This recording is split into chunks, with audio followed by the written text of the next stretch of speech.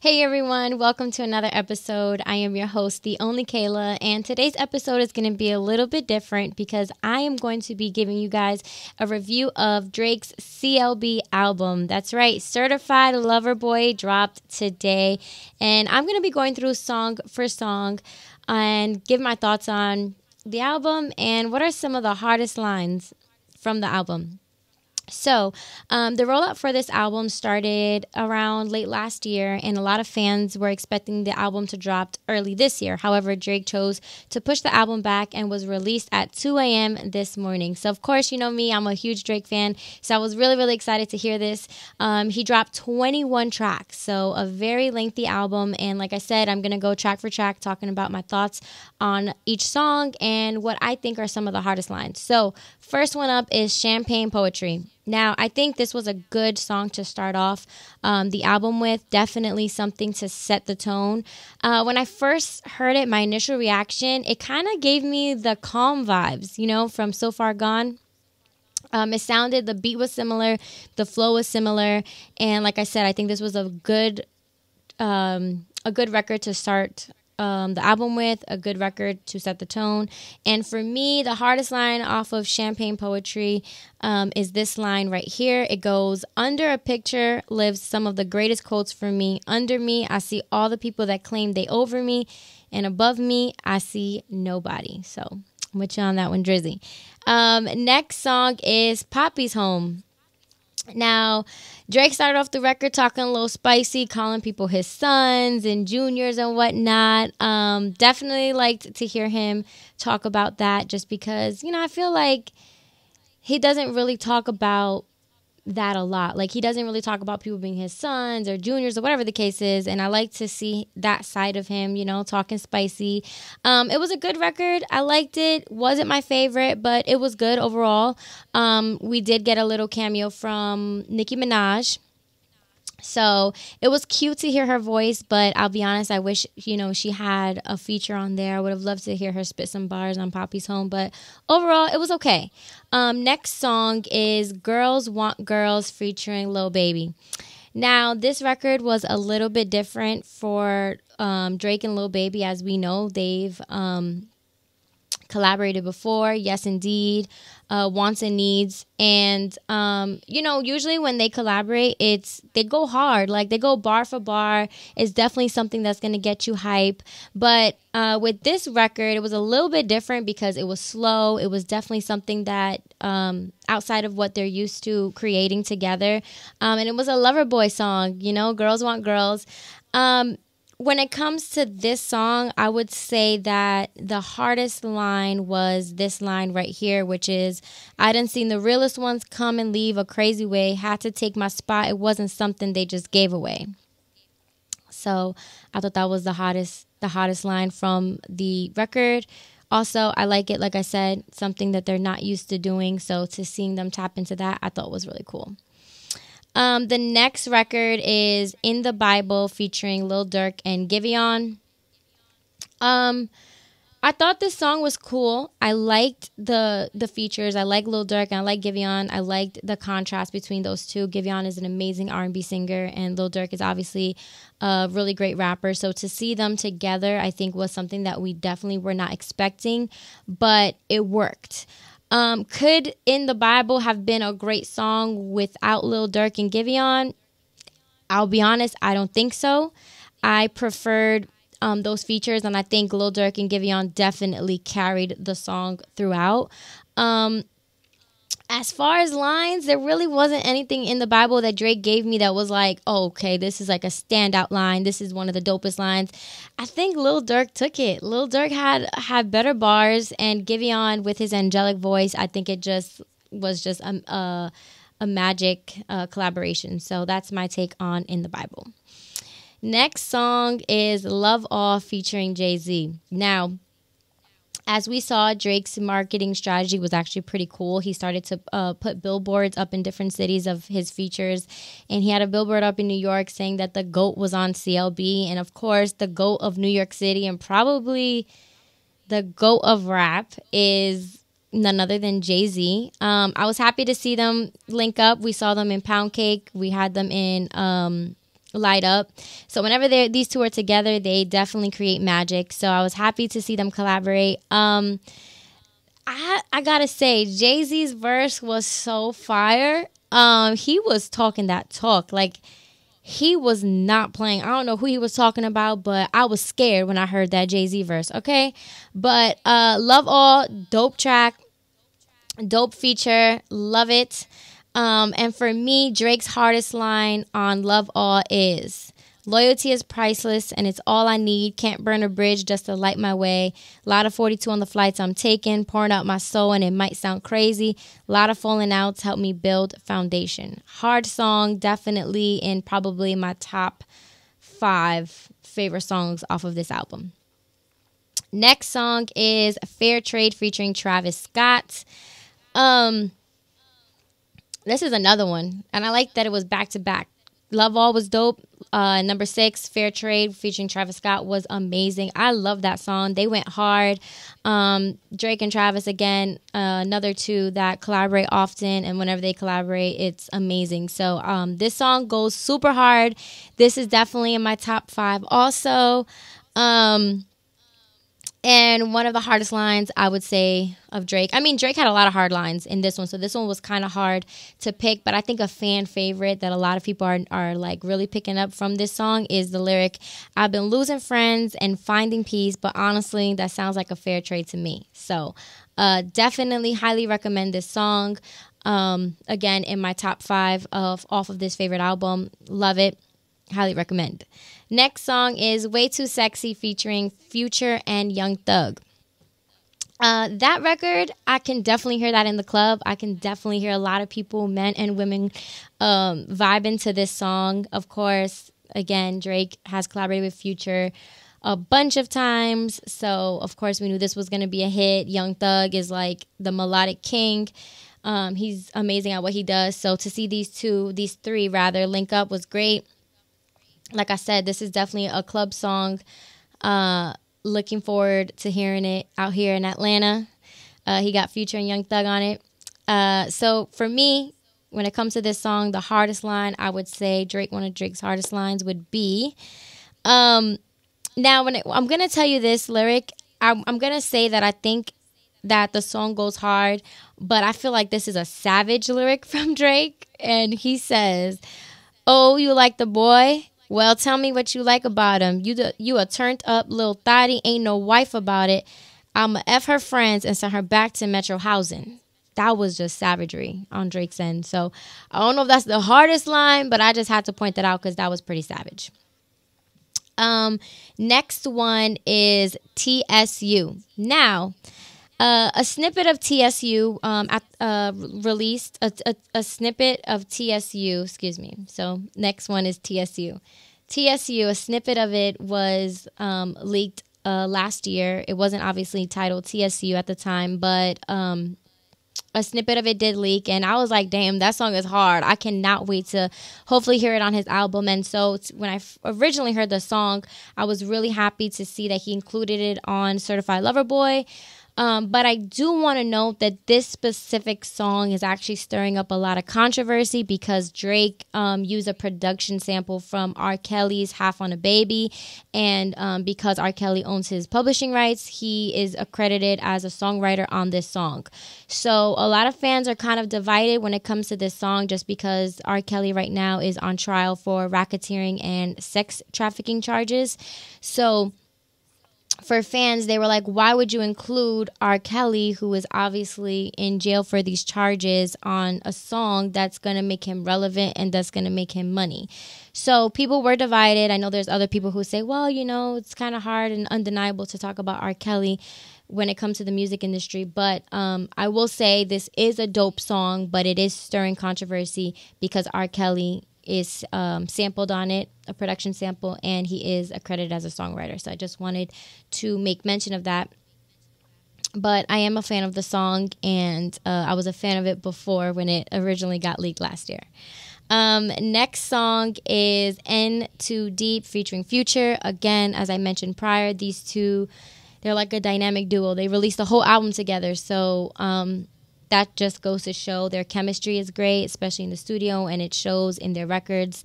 Love the song, of course. Think it's a really cool record. Definitely would recommend. Next song is Pipe Down. Now, this song is hilarious to me because I just want to know who broke Drake's heart. Like, who was the lady that broke his heart? Because when I tell you this man was pissed the hell off in this song, he was pissed. I don't know who he was talking. I don't know who he was talking about, but let me tell you something. That girl he's talking about, she did a number on him, okay?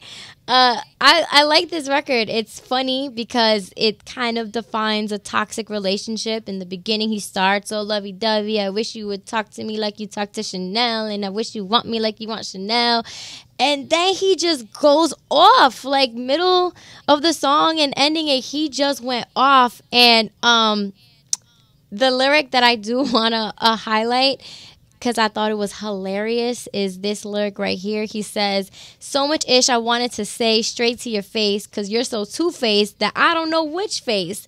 You're the reason we'll be going separate ways. You're the reason we cannot communicate." So definitely recommend that song. It's hilarious, toxic, and shout out to that girl who broke Drake's heart, because the song is fire. Next song is Evas Heartbreak. Drake is not featured on that song. It's just her singing, and she's an amazing artist. She's an amazing singer. So that little song right there, it's like 2 minutes long. That song right there is beautiful. Like I said, amazing song, amazing songwriter, and I was happy to hear her on that record. I was still holding out to see, because I heard there was like rumors that Drake and Adele were going to collaborate, and she kind of gives me that Adele vibe. So I think it was a great matchup, but I'm still kind of holding out for that Drake and Adele record. Next song is No Friends in the Industry. Great song. I think that one thing that we can see throughout Drake's albums is that he's kind of always saying how he doesn't have any friends and how he's kind of a loner. He can't trust anybody. So that seems to be the reoccurring thing in all of Drake's albums. Not all of them, but I would say the most recent ones, he's, always talking about how he got no friends and stuff like that. But this song goes hard. Definitely, again, I would say one of my top 5 records off of this album. I do want to highlight one lyric from the song, from the record, and it's this one right here. And I'm like, Sha'Carri, smoke 'em on and off the track, ayy. Thought that was cool that he acknowledged her. I'm sure by now you guys all know who Sha'Carri is.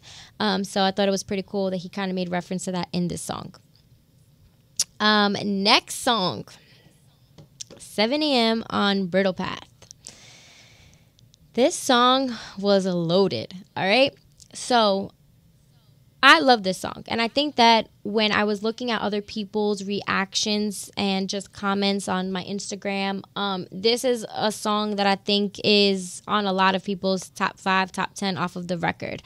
Drake was spitting, okay? And he wasn't just spitting, but you could tell this man was tired, okay?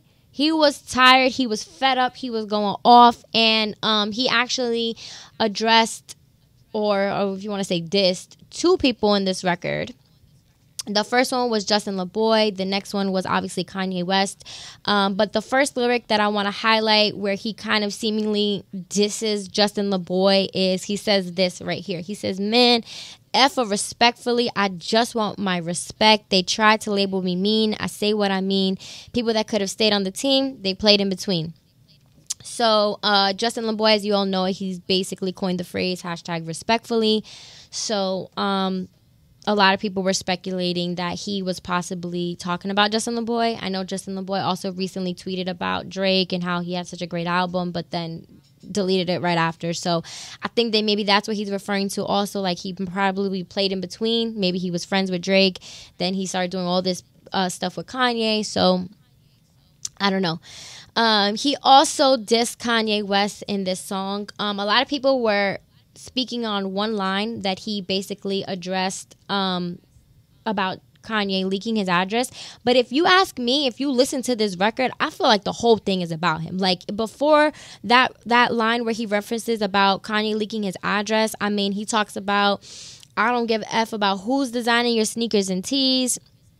He talks about the media.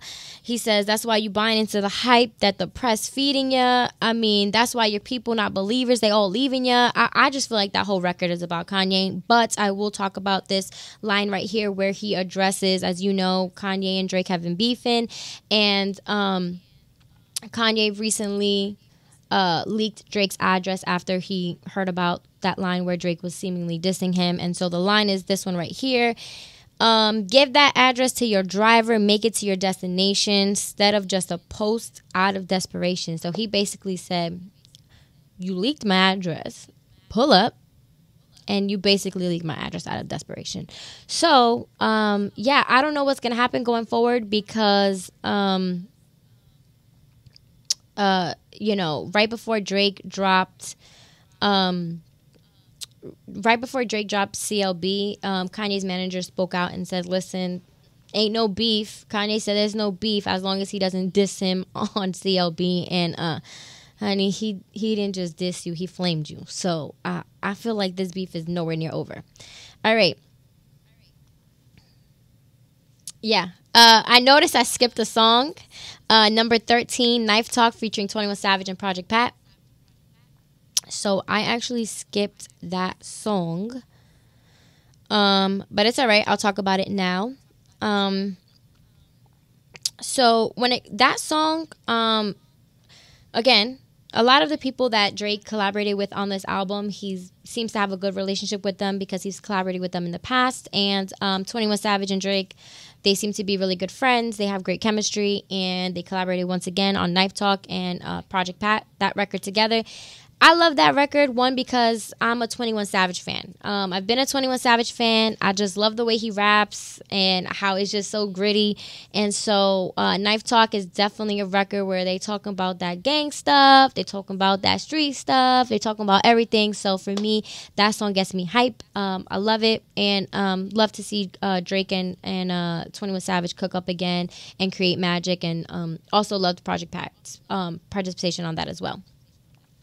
Next song, number 15, is Race My Mind.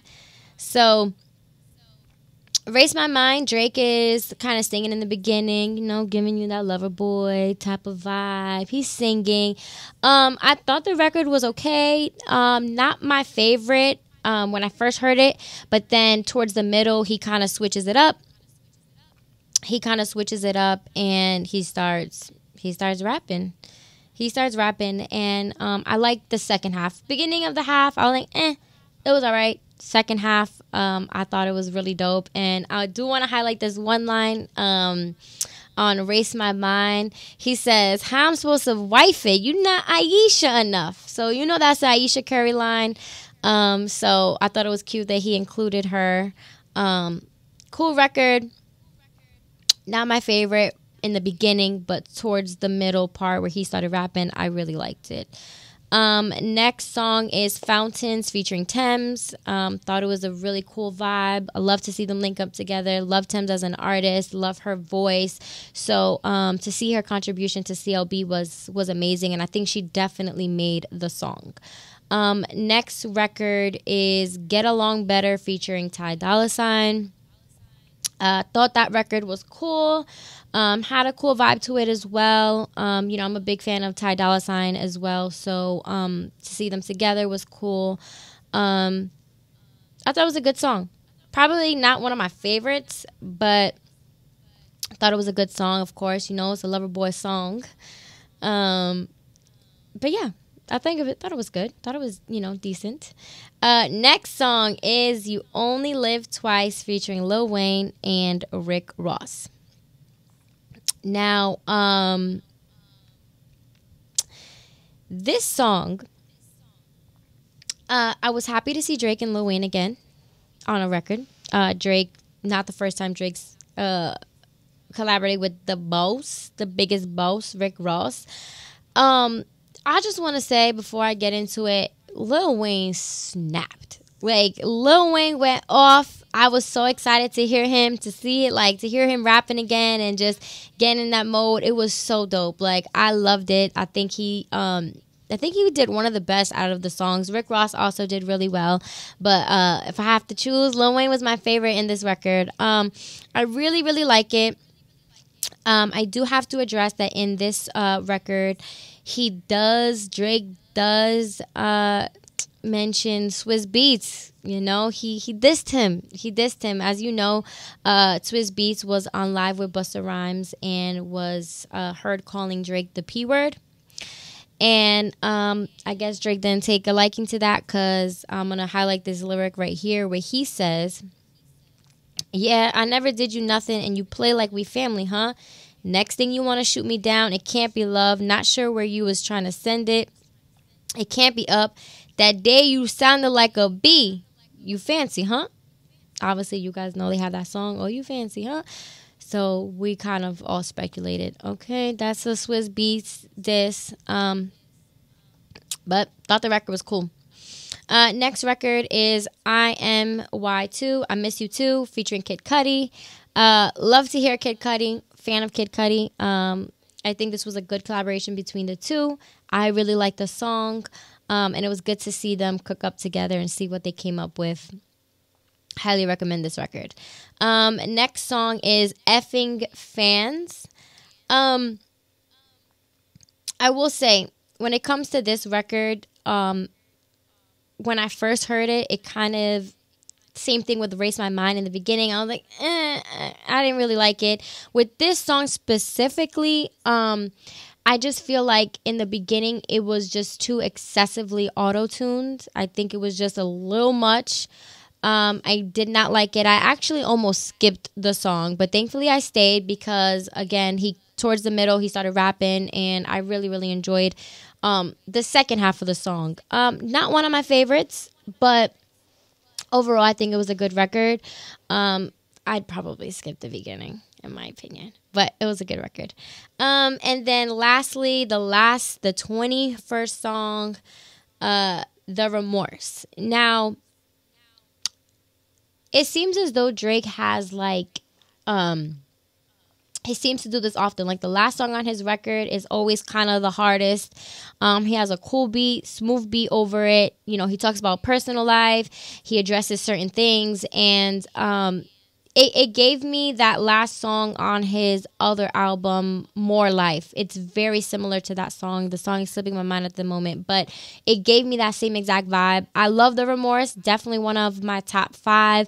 I feel like he went in. I feel like he bared his soul. I feel like he spoke about, things that he was dealing with. People talking about retirement and that he's not in his prime anymore, and that, his wave is over. And I just feel like he addressed a lot of things that he was feeling. It felt like an open book. It felt raw. It felt good to hear this side of what he's going through, thoughts of racing for him. And so I highly recommend this record. It was one of my favorites. I do want to, however, highlight a lyric from there. This lyric I wouldn't say is his hardest. I feel like the whole record is hard, but I am going to highlight this record because he does this Charlamagne, Charlamagne the God from 105.1. Charlamagne recently was talking about Drake and basically, saying how the Drake era is over, and now there's these new guys who are kind of taking over, and how kind of Drake needs these features. Like he was basically saying that Drake needs a Lil Baby feature. I don't necessarily agree with that. I feel like Drake is a legend any way you slice it, and if him and Lil Baby have a great working relationship and they create magic every time they're in the studio, then so be it. So that's my thoughts on The Remorse. If I had to give an overall kind of opinion on CLB, I thought it was good. I thought it was amazing. I thought it was great. I'm a big Drake fan, so some people may think I'm a little biased, but I think it was I feel like it was just a great project. I feel like he had great features. I feel like it was very greatly executed, and I just think it was a great body of work. I'm debating if I feel like this is better than Scorpion. I feel like it is. I feel like this one is better than his last album, but again, I'm a huge Drake fan, so for me, anything that he usually puts out, I'm a rock with. Make sure you comment below. Make sure you tag Drake. Make sure you comment below some of your favorite records. What's your take on it? What's your take on this review? Drake, if you are watching this, it's not too late. All right. I have been sliding in those DMs for a while now. My Instagram is listed below, the only Kayla. And I really, really would love the opportunity to interview you. You know, after I reviewed this album, it just got me thinking of all these questions I'd love to ask you about, you know, the creative process and working with these features and just putting out another amazing album. So if you're reading this, it's not too late. Hit me up. I have been DMing you. So yeah, make sure you tag Drake below. Make sure you tag Drake on Instagram so we can get the momentum going so he can see my DM and, you know, we can get an interview going. The only Kayla and Drake. I see it. I see it now. But yeah, thank you guys so much for tuning in. I really appreciate it. Like I said, I would rate this album 10 out of 10. Highly recommend. Make sure you go stream CLB because this is the album of the year.